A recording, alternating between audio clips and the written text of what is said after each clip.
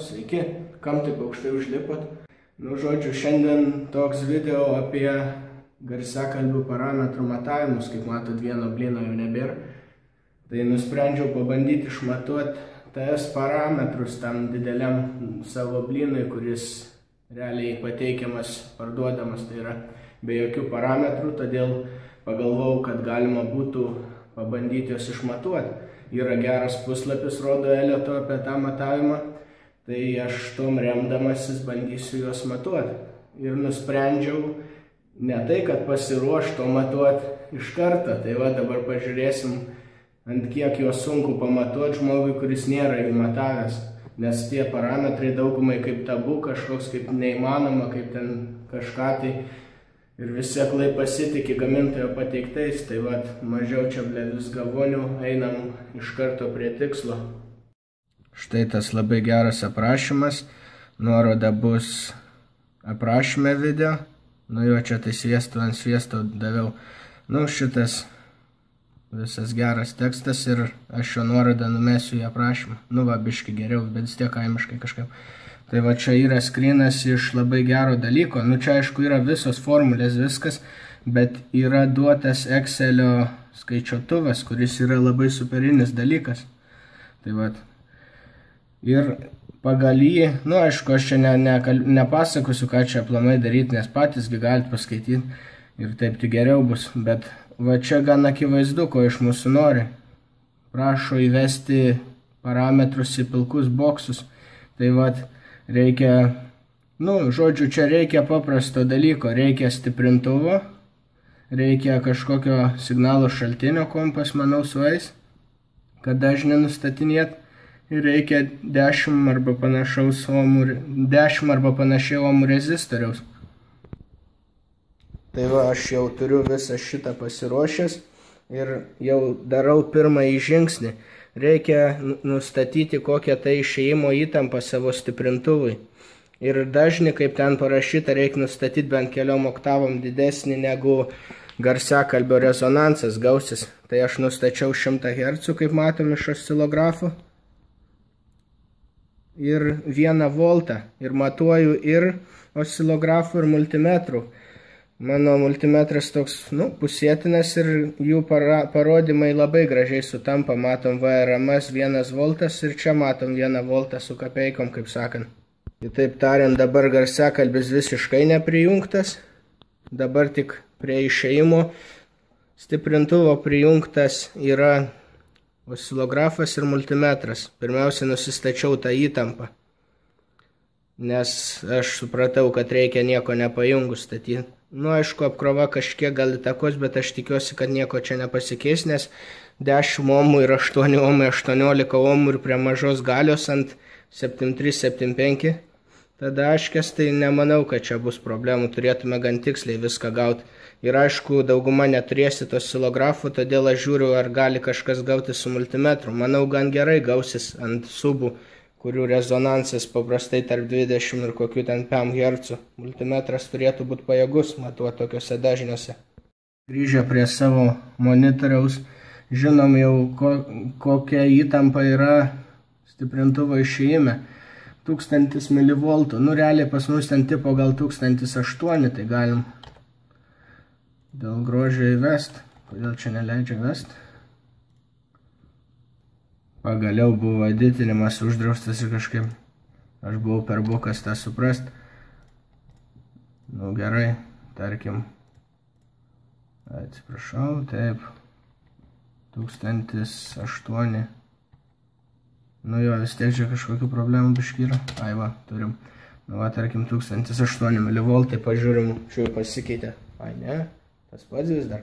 Nu gerai, tai va, įsivedam šitą prikolą. Tada mūsų varža kokia bus, per kurią bus pajungtas garsiakalbis, kaip ir sakau, skaitykite tekstą, nes aš čia pats susivarysiu aiškindamas ir visko, ten viskas puikiai paaiškinta, tai aš nusprendžiau, kad reiktų mane irgi pasitikrinti. Taigi varžą pamatavau ir jinai man gavosi 10,4 ohmo, tačiau pamatavau laidus multimetrų ir jie gavosi 0,4 ohmo, tai kaip ir gaunasi lygiai, gaila tiksliau, negu ten vienas skaičius po kablelio nematau. Tai sueis kol šiam kartui, kaip pirmam bandymui matuoti garsiakalbį. Jau mūsų prašo garsiakalbio ritės DC varžos, kuri yra RE. Tai čia reiškia, reikia pamatuoti tiesiog varžą garsiakalbio su multimetru. Taip, štai taip, turėjau net gnybtukais pajungti, nes garsiakalbis toks jautrus, kad kai jį tapšnoji su tais kontaktais multimetro varža kinta. Va dabar matom 7,3 kažkur, bet jeigu aš papuščiau bent jį va iš tokio atstumo, tai jo membrana sujuda ir įtakoja matavimus. Štai, matėt, koks jautrumas, gryn šitą membraną. Čia galima sakyti, kvėpavimą reaguoja arba turbūt į kompo vibraciją ar užimą, tai net kai kalbu šokinėja. Taigi, va, kai nekvėpavau buvo 7,3, tai kitaip tariant minus 0,4, tai 6,9 bandysiu vesti. Dabar mums reikia parametro VM. Matot, pažymėjęs aš, ir jis yra įtampa ant mūsų rezistoriaus esant rezonansui. Taigi idėja dabar stebėti įtampą ir surasti, kada jinai yra absoliučiai mažiausia, keičiant dažnį. Aišku, reikia sujungti grandinę, kur stiprintuvas rezistorius su garsiakalbiu nuosekliai ir tada nuo rezistoriaus nuima matavimą su multimetru ir arba oscilografu. Signalo generatorių naudoju REV programą, į kurią irgi bus nuoroda. Ir čia leidžia viską nusistatyti. Aišku, ką aš pamiršau pasakyti, tai prieš tai nustačiau čia ir dar garsumo pagalba, aišku, kad būtų ten kuo arčiau 1 volto. Tai čia logiška pažaidus biškį, pavyzdžiui, nustatom minus 6 decibelus. Ir tada keičiam po kablelio, kad kuo arčiau 1 volto gautųsi. Ir aš rinkausi, kaip sakiau, 100 Hz prieš tai, kad būtų netoli nuo rezonanso, kaip prašo mūsų skaičiuotuvas. O dabar reiks keisti šitą dažnį, kuris turbūt labai, kas pusę herco net keičiasi, kas labai neblogai. Ir tada pažiūrėsim, prie kokio dažnio, aišku, čia tik mažinti reikės. Pažiūrėsim, prie kokio dažnio bus mažiausia įtampa ant rezistoriaus. Taigi galima eiti viską pasijungti ir bandyti junginėti, stebint oscilografą arba multimetrą. Na štai, viską pasijungus garsiakalbis ūžia. Dabar pradėjau nuo 100 Hz dažnio, jau matome tam tikrą įtampą ant rezistoriaus ir tam tikrą parodymą oscilografę, kuris realiai labai arti šito biškį skiriasi, bet ką padarysi. Čia reiktų jau kažkaip įsitikinti. Manau, multimetras bus ant 100 Hz kažkiek netikslus, oscilografas turėtų būti tikslesnis, bet jis pigus oscilografas. Žodžiu, žiūrėsim, kas čia gausis. Čia plius minus. Aš tai remsiuos tiesiog oscilografu. Multimetrą aš pajungęs tik tam, kad pažiūrėt, kiek čia arti bus, nes kaip ir rekomenduotina naudoti geresnį prietaisą, nes multimetrai pagrinde pritaikyti matuoti tinklo dažnį 5 Hz, o čia 100 tai jau gan toli. Bet turėtų tikslumas vis didėti artėjant prie 5, tai irgi. Taip, bandysiu keisti dažnį, kol bus mažiausia įtampa dabar. Štai radau mažiausią įtampą, kuri čia maždaug va tokia, šokinėja biškį. Oscilografas rodo, kuriuo remsiuos. Rodo 0,14 volto, tai tokį skaičių ir vesiu tiesiog. Matom dažnis 26 Hz. Taigi čia vedam savo 100 mV ir FS gavom 26 Hz. Taip. Toliau mums išmeta minus 6 decibelų įtampa. Tai mums reikia rasti 2 dažnius. Šie 2 dažniai bus į abi pusės nuo rezonanso su tokia įtampa. Tai reiškia, bandysiu padaryti 289 mV. Taigi suradęs reikiamus minus 6 decibelų taškus įtampos. Į abi pusės virš 26 ir po 26 reikėjo ieškoti tokios įtampos. Ir tada įrašiau tos dažnius ir čia matom patikrinimą RFS. atitiko, gausi 256, o mes radom anksčiau, kad jis yra 2,6, tai čia maža labai paklaida, 0,4 Hz, tai man sueis tikrai. Nes sakau, reiktų tikslesnės matavimo technikos. Taip pat pagalvojau, kad vis dėlto multimetras gan geras dalykas, reikėjo viską nuo pradžių su juo daryti. Nes su juo pamatavus gavosi tiksliau, su oscilografu buvo dar didesnė paklaida, nes pasitik 2 skaičiai po kablelio, o multimetras 3 duoda ir maniškis, sakyčiau, gan tiksliai pasirodė, nes čia viskas jo parodymai, čia dar sutapo labai gerai su oscilografu realiai, tai sakyčiau, pereinu prie multimetro. Tai va toks dalykas. O čia dėja liko oscilografo matavimas. Nieko, kaip sakant, pirmam matavimui tai bus gerai. Tolesnis dalykas yra VAS apskaičiavimas. Čia galima įskaičiuoti su dėže, bet dėžės daryti kubo didžiulio nenoriu. Vienu matavimu, tai čia pačioj turim pridėtos masės metodą. Ir jau čia va viskas yra, visi šitie dalykai ankstesni. Mums tai reikia apskaičiuoti VAS. Kad tai padaryti, reikės pridėti svorio. Reikia kažkokį svorį rasti, kas man šiuo atveju problema, nes neturiu tikslių svarstyklių, tai reikia kažką sugalvoti bent jau pasižaidimui šį kartą. Pirmiausia, čia reikėjo įvesti difuzoriaus skersmenį, kurį išmatavau iki pusės suraundo, kaip sakant, ir gavosi 405 mm ir tas mums paskaičiavo plotą, kuris ganėtinai įspūdingas šitam garsiakalbiui, 1626 kvadratiniai centimetrai ploto, neblogai. Ir toliau čia davė VAS kažkokį random, bet esmė, kad mes dar nepridėjom, nepadarėm čia nieko. Mums reikia kažkokį svorį dabar pritvirtinti prie difuzoriaus. Ir pagalvojau, parodysiu, kaip matuojamas skersmuo. Tai ne nuo čia, o reikia nuo vidurio suraundo, to vadinamo apvado. Tai čia, kai yra tie groveliai, tai aš paėmiau vidurinį grovelį ir kitą vidurinį grovelį ir tarp jų pamatavau. Tai va taip reikia skersmenį difuzoriaus matuoti. Šiau kokią čia masę pridėjus ir nusprendžiau 2 pusės juostelės pagalba priklijuoti Nokia, kadangi turiu jo svorio specifikacija, kuri yra 110 gramų. Todėl čia įvesiu telefono svorį.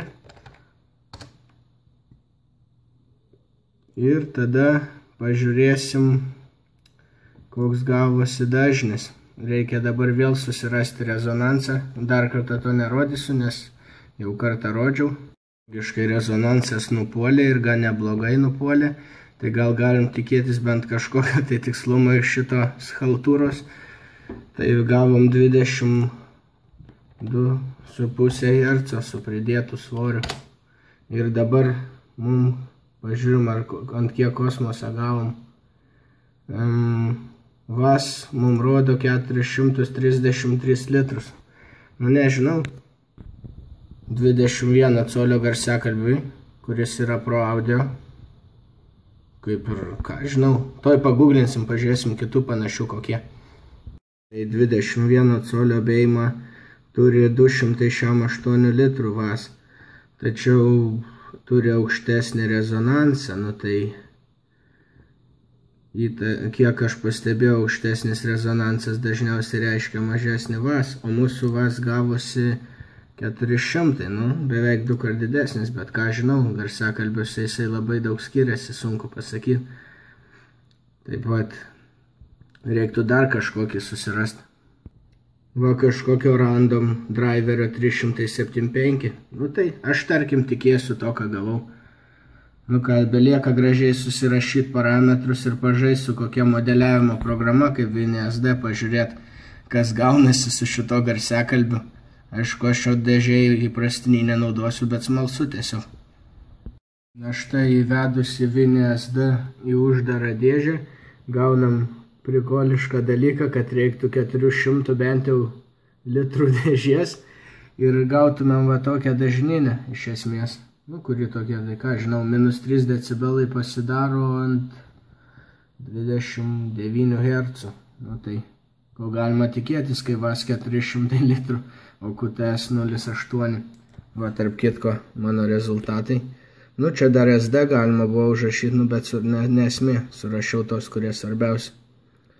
Tai ką žinau, žinant, kad čia pro audio garsiakalbius, tai va tame ir turėtų būti problema, kad jo dėžės kosminės ir portinta net neveikia realiai.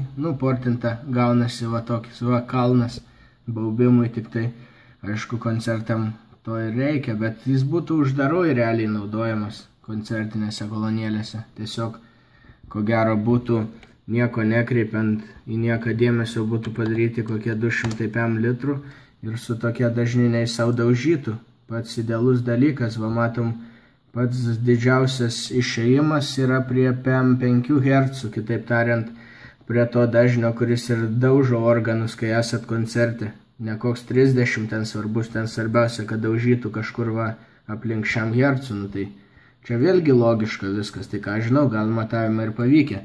Sakau, silpnoji vieta čia buvo svoris, svorio pridėjimas, nes aš iš lempos paėmiau realiai telefoną, priklijavau ir jo gamintojo svorį parašiau, bet gal jis ten ne 110 sveria, tarp kitko ir baterija pakeista pasitai, gal jis iš vis 100 sveria, o parašyta, kad svoris turi būti super tikslus, tai vat, gali būti, kad ant VAZ paslydom, gal ir per visą kokį PM, per visus gal 100 litrų galima buvo paslys, bet aš manau, šis video bus naudingas žmonėm, kadangi, jie turi, nusipirks svarstyklės, kam rūpi išmatuot normaliai ir pasvers kokį tai plastiliną tiksliai ir tada tikrai gaus normaliai, nes visa kita, su multimetru normalesniu, manau, laisvai galima padaryti. Čia, sakyčiau, jis net pranašesnis buvo už oscilografą mano pigų, nes jo tik 2 skaičiai po kablelio, jo įtampos matavime.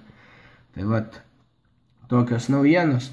Ką, ačiū uždėmesį, tikiuosi jums patinka mano naujas video stilius, daug informacijos, be pagražinimų, kaip sakant, bandau daryti, be jokių montažų ir susitiksim kitą kartą, sėkmės konstruojant. Iki.